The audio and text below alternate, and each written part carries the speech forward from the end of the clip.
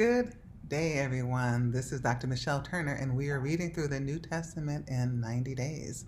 Today, we'll be reading from Revelations, chapters 13, 14, and 15 from the New International Version. So, let's get started. Chapter 13. The dragon stood on the shore of the sea, and I saw a beast coming out of the sea. It had 10 horns and 7 heads, with 10 crowns on its horns, and on each head a blasphemous name. The beast I saw resembled a leopard, but had feet like those of a bear, and a mouth like that of a lion. The dragon gave the beast his power and his throne and great authority. One of the heads of the beast seemed to have had a fatal wound, but the fatal wound had been healed. The whole world was filled with wonder and followed the beast. People worshipped the dragon because he had given authority to the beast, and they also worshipped the beast and asked, "Who is like the beast? Who can wage war against it?" The beast was given a mouth to utter proud words and blasphemies and to exercise its authority for 42 months. It opened its mouth to blaspheme God and to slander his name and his dwelling place and those who live in heaven. It was given power to wage war against God's holy people and to conquer them. And it was given authority over every tribe, people, language, and nation. All inhabitants of the earth will worship the beast, all whose names have not been written in the Lamb's Book of Life, the Lamb who was slain from the creation of the world. Whoever has ears, let them hear. If anyone is to go into captivity they will go. If anyone is to be killed with the sword they will be killed. This calls for patient endurance and faithfulness on the part of God's people. Then I saw a second beast coming out of the earth. It had 2 horns like a lamb, but it spoke like a dragon. It exercised all the authority of the first beast on its behalf, and made the earth and its inhabitants worship the first beast, whose fatal wound had been healed. And it performed great signs, even causing fire to come down from the heaven to the earth in full view of the people. Because of the signs it was given power to perform on behalf of the first beast. It deceived the inhabitants of the earth. It ordered them to set up an image in honor of the beast who was wounded by the sword and yet lived.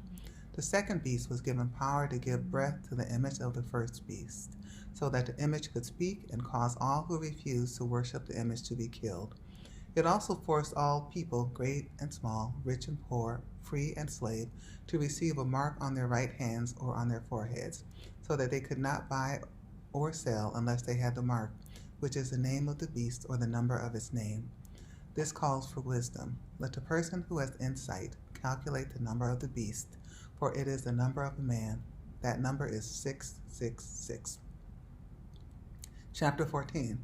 Then I looked, and there before me was the Lamb, standing on Mount Zion, and with him 144,000 who had his name and his Father's name written on their foreheads. And I heard a sound from heaven like the roar of rushing waters and like a loud peal of thunder.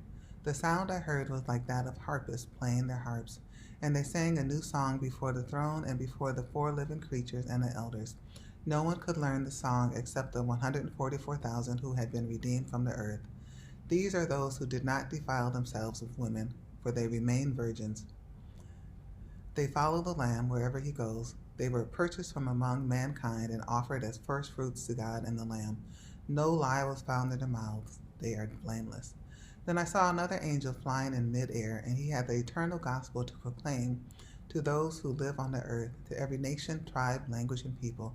He said in a loud voice, "Fear God and give him glory, because the hour of his judgment has come. Worship him who made the heavens, the earth, the sea, and the springs of water."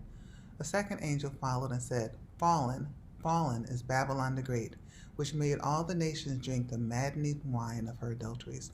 A third angel followed them and said in a loud voice, "If anyone worships the beast and his image and receives a mark on their forehead or on their hand, they too will drink the wine of God's fury, which has been poured full strength into the cup of his wrath. They will be tormented with burning sulfur in the presence of the holy angels and of the Lamb, and the smoke of their torment will rise forever and ever. There will be no rest, day or night, for those who worship the beast and his image, or for anyone who receives the mark of its name. This calls for patient endurance on the part of the people of God who keep his commands and remain faithful to Jesus. Then I heard a voice from heaven say, "Write this: Blessed are the dead who die in the Lord from now on." Yes, says the Spirit, they will rest from their labor, for their deeds will follow them. I looked, and there before me was a white cloud, and seated on the cloud was one like a son of man, with a crown of gold on his head and a sharp sickle in his hand. Then another angel came out of the temple and called in a loud voice to him who was sitting on the cloud, "Take your sickle and reap, because the time to reap has come, for the harvest of the earth is ripe." So he who was seated on the cloud swung his sickle over the earth, and the earth was harvested. Another angel came out of the temple in heaven, and he too had a sharp sickle. Still another angel who had charge of the fire came from the altar and called in a loud voice to him who had the sharp sickle, "Take your sharp sickle and gather the clusters of grapes from the earth's vine, because the grapes are ripe." The angel swung his sickle on the earth, gathered its grapes, and threw them into the great winepress of God's wrath. They were trampled in the winepress outside the city, and blood flowed out of the press, rising as high as the horses' bridles for a distance of 1,600 stadia. Chapter 15. I saw in heaven another great and marvelous sign, 7 angels with the 7 last plagues, because with them God's wrath is completed. And I saw what looked like a sea of glass, glowing with fire, and standing beside the sea, those who had been victorious over the beast and his image, and over the number of his name. They held harps given them by God, and sang the song of God's servant Moses and of the Lamb.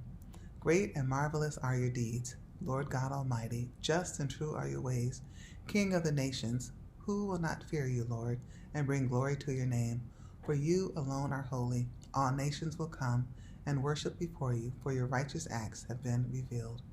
After this I looked, and I saw in heaven the temple, that is, the tabernacle of the covenant law, and it was opened. Out of the temple came the 7 angels with the 7 plagues.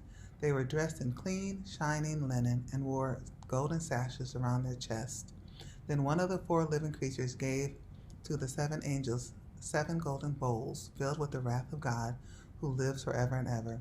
And the temple was filled with smoke from the glory of God and from his power, and no one could enter the temple until the 7 plagues of the 7 angels were completed. And that completes chapters 13, 14, and 15 from the New International Version. And may God bless you all, and may the Lord add a blessing to the reading of his word.